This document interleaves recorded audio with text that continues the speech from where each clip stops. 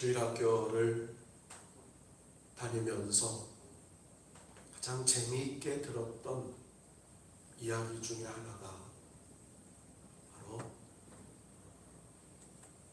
사사기에 등장하는 기드온 이야기일 겁니다. 이 기드온 이야기에 담겨져 있는 하나님의 깊으신 메시지가 있습니다.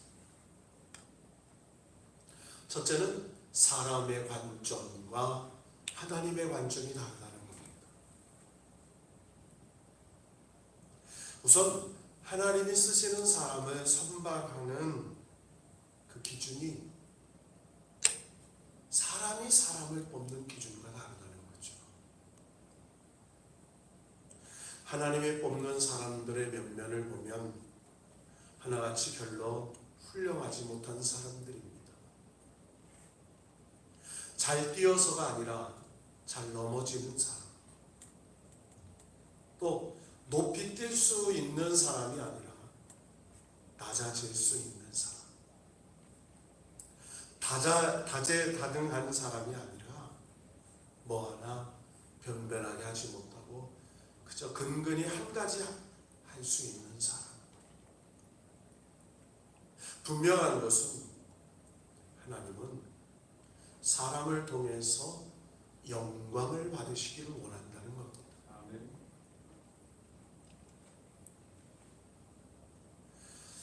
즉 영광을 받으시는 일과 사랑하시는 일을 동시에 하세요.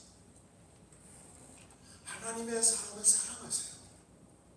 그리고 그 사랑하는 사람을 통해서 영광을 받으세요.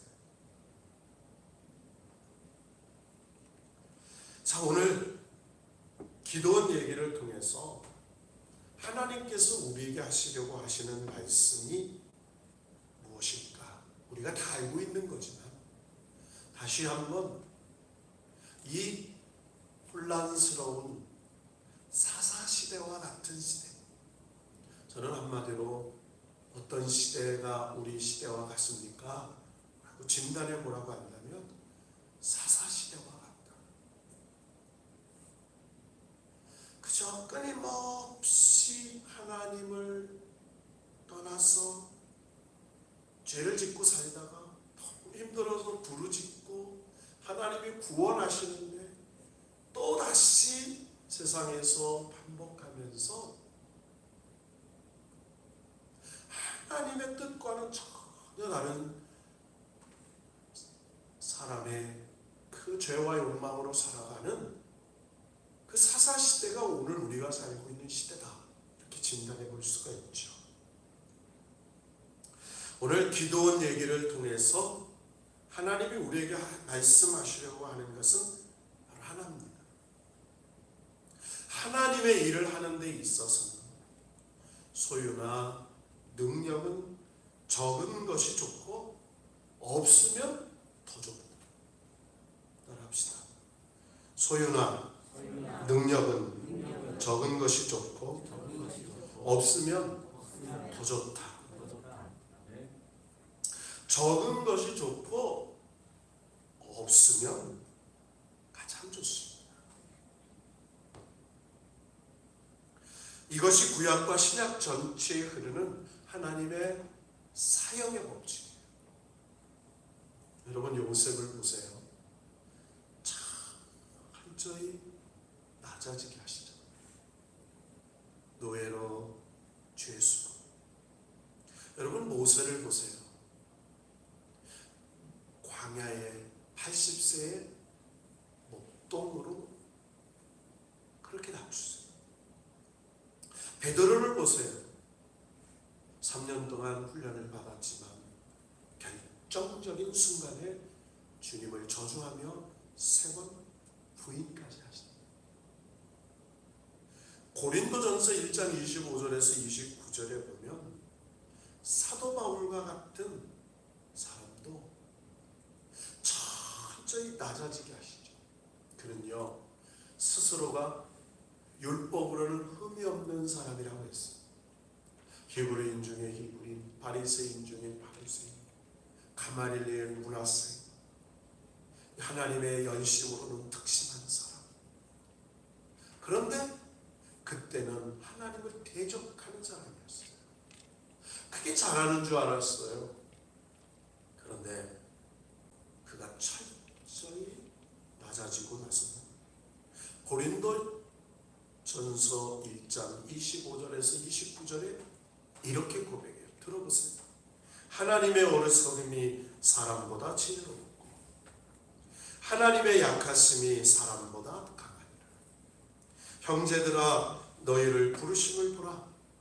육체를 따라 지혜로운 자가 많지 아니하며 능한 자가 많지 아니하며 문벌 좋은 자가 많지 아니하다.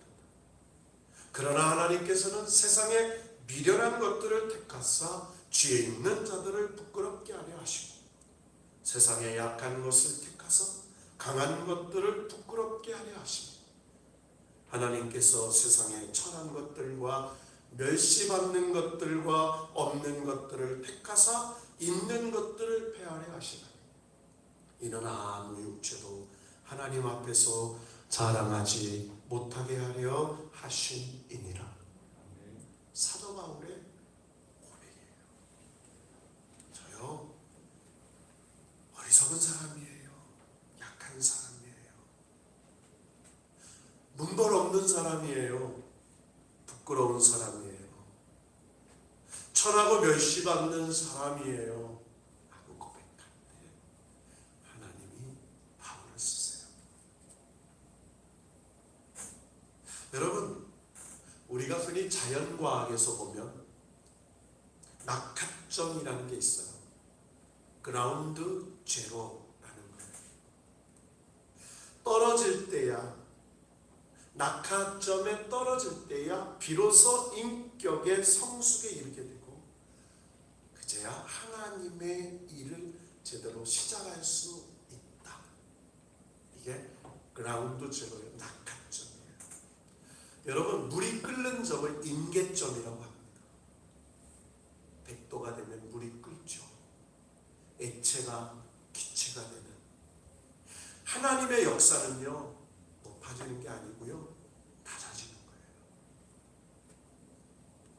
자, 여러분 보세요.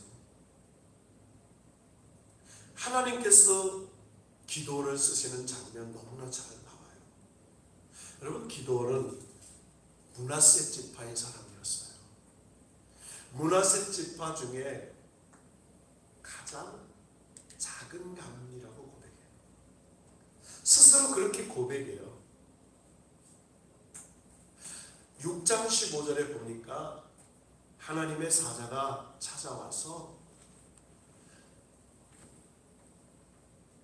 큰 용사여 여호와께서 너와 함께 하시도다. 너는 너의 힘으로 이스라엘 미디안의 손에서 구원하라. 내가 너를 보낸 것이 아니냐 하시니라.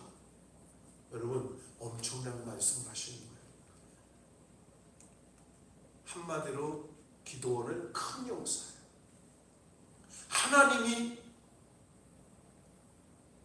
너의 손으로 구원하게 하신다. 엄청난 얘기죠.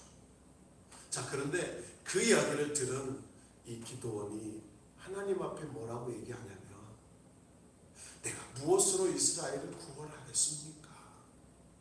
저요, 므낫세 중에 극히 약하고 나와 내 아버지, 나는 내 아버지 집에서 가장 작은 자입니다. 이렇게 얘기해요. 그때 하나님이 이렇게 말씀하세요. 사사기 6장 16절에 보면 반드시 내가 너와 함께 하리니 내가 미디안 사람을 치기를 한 사람 치듯 하리라 하시니라. 지금요, 미디안 사람 어마어마한 숫자가 전쟁으로 쳐들어왔어요. 근데 한 사람 치듯이 치게 한다는 거예요. 여러분, 기도원은요, 기가 막힌 거죠. 자, 이야기를 들은 기도원이 이렇게 말하죠. 내가 주께 은혜를 얻었사오면 나와 말씀하신 이가 주 되시는 표징을 내게 보이소서. 그러니까 한마디로 뭐냐면 하나님의 사자면 하나님이시면 내가 표징을 주십시오. 내게 표징을 주세요. 그리고 집으로 갑니다. 집에 가서 염소 새끼 하나를 준비하고 가루 한 에바로 무교병을 만들어 가지고 와요. 그러면서 여기 계세요 얘기하는 거예요. 그때 하나님의 사자가 그래 나 네가 올 때까지 있을게. 자, 기드온이요 염소 새끼 하나를 잡아서 고기를 소쿠리에 담고 무교병을 만들어서 가지고 옵니다. 국을 양품에 담고 그리고 상수리 나무 아래 기다리고 있는 여호와 사자 앞에 와서 여호와 사자를 만나요. 그때 하나님의 사자가 뭐라고 기드온에게 딱 얘기하냐면 고기와 무교병을 가져다가 이 바위 위에 놓고 국을 부으라 이렇게 얘기해요. 여러분 생각해 보세요. 고기와 무교병은 빵이잖아요. 누룩 넣지 않은 빵. 거기다가 국을 부으면 적셔질 거예요. 그때 여호와의 사자가 지팡이 끝을 내밀어 고기와 무교병이 되니까 불이 바위에서 나와서 고기와 무교병을 다 살라버리는 기적이 났더라고요. 그러니까 한마디로 뭐예요? 기드온이 요구한 게 표적을 달라고 한 거예요. 기적을. 하나님 사자들이 못 믿겠어요. 이 말이에요. 그러니까 그것을 보고 기드온이 충격을 받아요. 하나님의 사자구나. 그러면서 고백하는 게 슬프도소이다. 주 여호와여 내가 슬프도소이다. 주 여호와의 사자를 대면하였습니다. 그 말은 뭐예요? 이제 죽게 됐다는 거예요. 그러자 여호와의 사자가 뭐라고 말씀하냐면 두려워하지 마라.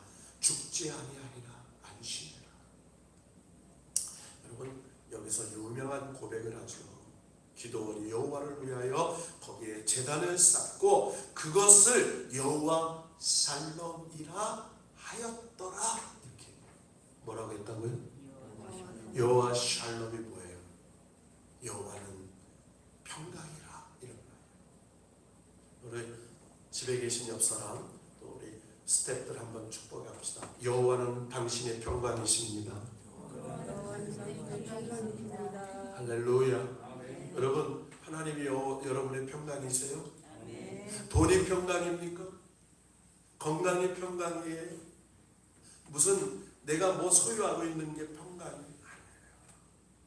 하나님이 우리에게 평강을 주셔야 돼요. 그러니까 기드온이 위대한 고백을 탁 하는 거예요. 여호와 샬롬이라 불렀더라. 그래서 오늘까지 아비에셀 사람에게 속한 오브라에 있더라. 자, 그러면서 그날 밤에 역사가 일어나요. 이제 하나님의 사자를 인정했던 기드온에게 하나님 뭐라고 말씀하시냐면 여호와께서 기드온에게 이르시되 내 아버지에게 가서 숫소 곧 7년 된 둘째 숫소를 끌어.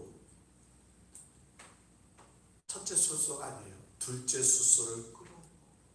내 아버지에게 있는 바알의 제단을 헐며 그 곁에 아세라 상을 찍고 이렇게 나와요. 그러니까 한마디로 이 기드온의 아버지는 어떤 사람이었어요? 우상 장사였어요. 우상을 섬기면서 우상을 장사하는 사람이었어요. 바알의 신상 그리고 바알의 제단이 있었어요. 아세라 상이 있었어요. 그걸 꺾고 그리고 산성 꼭대기에 하나님 여호와를 위하여 규례대로 제단을 쌓고 그 둘째 숫소를 잡아 내가 찍은 아세라나 나무로 번제 드릴지니라 이렇게 말해요. 여러분요 이거 그냥 말 같지만요 아버지가 우상을 섬기는 바알과 아세라를 섬기는 우상을 섬기는 사람이에요. 아버지가 우상 장사예요. 그러니까 가문의 가업을 없애버리라는 거예요. 자, 그날 밤입니다. 여러분 우리가 너무 잘 알잖아요. 기드온이 종 10사람을 데리고 여호와께서 그에게 말씀하신 대로 행하되 가문과 그 성읍 사람들을 두려워함으로 이 일을 감히 낮에 행하지 못하고. 언제 행하지 못했어요? 낮에. 왜? 사람들이 두려워서 밤에 그 바알 아세라 산에 찍어버려요. 그리고 여호와 하나님이 명령하신 대로 제단을 쌓고 그 우상의 나무로 숫소를 번제로 드립니다. 그러니까 그 다음날 동네 난리가 났겠죠. 뭐예요? 그 동네에 바알의 제단이 없어졌어요. 아세라 제단이 상이 없어졌어요. 그래서 성읍 사람들이 누구 짓이야? 그러니까 요아스의 아들 기드온이 짓이다. 그러니까 사람들이 아버지 요아스 집에 몰려왔죠. 그러면서 아버지 요아스에게 말하죠. 네 아들 기드온을 끌어내라. 당연히 죽여야 되겠다. 제단을 파괴하고 아세라를 찍었습니다. 이거 동네가 망할 징조가 되었다. 큰일 났네. 그때요, 이 우상 섬기는 이 아버지 요아스가 이런 얘기를 해요. 6장 31절에 보면 자기를 둘러싼 모든 자들에게 이르되 너희가 바알을 위하여 다투느냐? 너희가 바알을 구원하겠느냐? 그를 위하여 다투는 자는 아침까지 죽음을 당하리라. 바알이 과연 신일진데 그의 제단을 파괴하였은즉 그가 자신을 위해 다툴 것이니라. 아니, 제대로 된 소리 하잖아요. 바알을 위해서 저게 하겠느냐? 제단을 파괴하였는데 그가 자신을 위해 다툴 거냐? 두고 봐라. 그래서 기드온을 여룻바알이라 불렀다. 바알이 그와 더불어 다툴 것이다 이 말이에요. 자, 그러면서 말씀의 가장 핵심적인 클라이막스의 기드온 얘기가 나오잖아요. 이런 표징을 받았는데도 여전히 기드온의 믿음은 연약해요. 여러분, 우리가 가장 조심할 게 뭐냐면 우리는 믿음이 없는 사람이에요. 따라합시다. 우리는 믿음이 없는 사람입니다. 날마다 하나님이 믿음을 공급해 주셔야 돼요. 하나님이 주시는 믿음이 내게 있어야 돼요. 세상은 우리의 믿음을 도둑질합니다. 마귀가 하는 일이 있어요. 하나님의 믿음을 빼앗아요. 하나님의 축복을 가로막아요. 하나님의 사람을 건드리지 못하지만 믿음을 빼앗고요. 축복을 가로막아요. 그래서요, 하나님인 것처럼, 하나님이 위대한 적인 것처럼 그렇게 사단이 하나님 흉내를 내는 거예요. 자, 그런데요, 이 기드온이 뭐라고 얘기해요? 미디안과 아말렉과 동방 사람들이 쳐들어와요. 이스라엘 골짜기에. 그러니까 여호와의 영이 기도원에게 임합니다. 성령이 임하는 거예요. 그리고 뭐라고 하냐면 기드온이 나팔을 불매 아비에셀의 그의 뒤를 따라 부름을 받으니라. 그래서 이 이스라엘 지파 사람들이 다 몰려들어요. 자, 그런데요, 기드온이요 터무니없는 얘기를 하는 거예요. 하나님한테 뭐라고 또 여쭙냐면, 하나님 말씀하신 같이 내 손으로 이스라엘을 구원하시려거든 내가 양털 한 뭉치를 타작마당에 두리니 만일 이슬이 양털에만 있고 주변에 땅이 마르면 주께서 말씀하신 것 같이 내 손으로 구원하실 줄을 내가 알겠나이다. 그런데 그대로 됐어요. 그러니까 양털에만 이슬이 내리고 주변 마른 땅이에요. 그러면 하나님, 제가 하나님의 그 말씀하심 이루어질 줄로 믿고 나가 싸우겠습니다 하면 되잖아요. 그런데요, 그 다음에 보니까 뭐라고 얘기하냐면 이튿날 기드온이 일찍이 일어나 양털을 가져다가 그 양털에서 이슬을 짜서 물에 그득히 담았다. 또 하나님께 여쭈되 주여 내게 노하지 마옵소서. 내가 이번만 말하리라. 구하옵나니 내가 이번만 양털로 시험하게 하소서. 양털만 말고 그 주변 땅에는 다 이슬이 있게 하소서. 자, 처음보다 거꾸로죠, 그죠? 양털에만 이슬이 내리고 다 마르게 하더니 지금은 뭐예요? 거꾸로예요. 양털만 마르고 주변엔 이슬이 내리게 해줘. 그러니까 하나님이 그대로 행하세요. 양털은 마르고 주변에만 이슬이 내립니다. 자, 드디어 전쟁이 하는 장면이 오늘 7장이에요. 결론을 내릴게요. 이게 기드온의 사사 기드온의 스토리예요. 자, 하나님께서 기드온의 나팔 소리에 백성들이 물러서 하로셈 곁에 진을 쳐요. 이스라엘 성지순례 가면 하로셈이라는 곳이 있어요. 물이 막 솟아나요. 거기 가볼 기회가 있을 거예요. 바위 밑에 물이 막 솟아나요. 거기에 진을 쳤어요. 그런데 하나님이 보시기에 너무 많아요. 여러분, 거기는 13만 5천 명이에요. 그런데 모인 숫자가 3만 2천 명이에요. 여러분, 많아요, 적어요? 말을 하는 뭐든지 많은 게 좋아요. 통장 잔고도 많은 게 좋고, 집에 뭐 싸놓은 것도 많은 게 좋고, 오늘 보니까 우리 강전도사님이 중고등부 아이들 또 잘 못 보니까 추석 맞이해서 뭘 보내려고 하는지 나도 하나 받고 싶더라고. 과자 상자를 막 우편에다 싸가지고 있더라고요. 나는 저거 누구 주나 했어. 그랬더니 받는 사람은 따로 있더만. 어? 사람이 다 동상이몽이에요. 자, 3만 2천 명이 뭐가 많아요? 저긴 13만 명이 넘는데 하나님 하시는 말씀이 뭐라고 말씀하세요? 자, 두려워 떠는 자는 길라앗산을 떠나 돌아가게 하리라. 두려워 떠는 사람 가라. 억지로 있지 마. 그러니까 2만 2천 명이 가버리잖아요. 몇 명 남았어요? 10,000명 남았어요. 근데 하나님 보시기에 또 많아. 하나님이 그들을 데리고 물가로 가서 쉬어가라.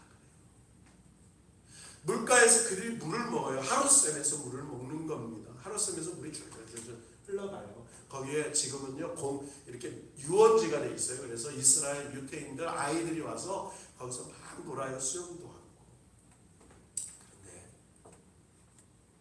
거기서 하나님이 300명만 남기고 9,700명은 다 보내놨어요. 우리가 너무나 잘 알잖아요. 기드온 300용사가 나와요.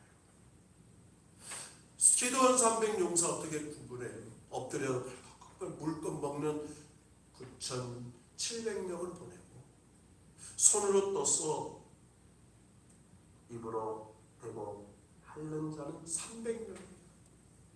그 사람들을 데리고 오늘 우리가 읽은 본문 300명을 세대 100명 나누고 나팔과 빈 항아리를 들고 뭘 들었어요? 나팔과 빈 항아리. 여러분 전쟁 나가는데 빈 항아리는 왜 들고 나팔은 왜 들어요? 그리고 항아리 안에 횃불을 감추고 그러면서 기도원이 딱 하는 말이 너희는 나만 보고 내가 하는 대로 하되 내가 그 진영 근처에 이르러 내가 하는 대로 너희도 그리하여 나와 나를 따르는 자가 다 나팔을 불거든 너희도 모든 진영 주위에 나팔을 불며 이르기를 여호와를 위하라 기드온을 위하라 소리쳐라. 이렇게 따라합시다. 여호와를 위하라 기드온을 위하라. 자, 여기 기드온을 자기 이름을 대보세요. 우리는 하나님의 사명자예요. 사역자예요.